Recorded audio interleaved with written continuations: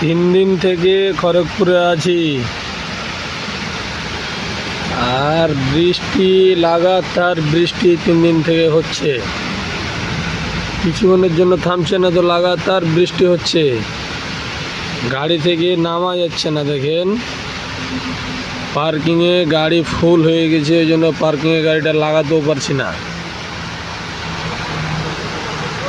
গাড়ি খালিও হয়নি, আমাদের সিম্পল হয়েছে, দিয়ে গাড়ি খালি হয়নি।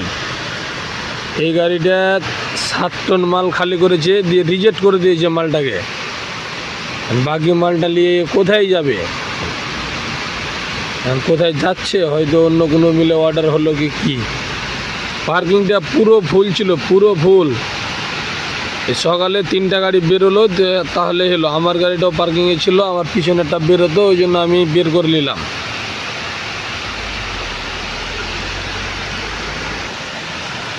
এই চাচা ভিজতে ভিজতে চলে আসছে। চাচা মোটরসাইকেল চালাতে চালাতে।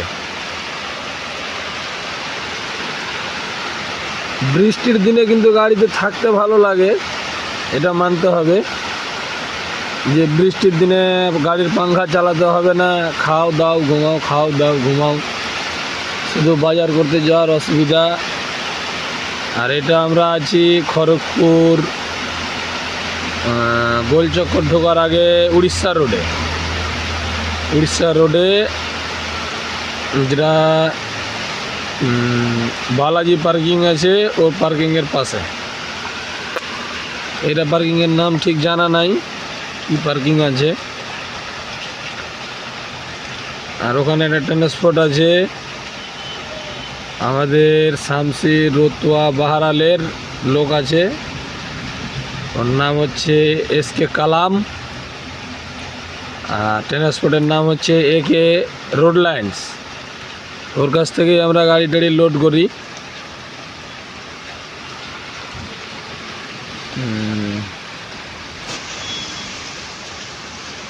ঠিক আছে, দেখা যাক বৃষ্টি কতক্ষণে দাঁড়াই।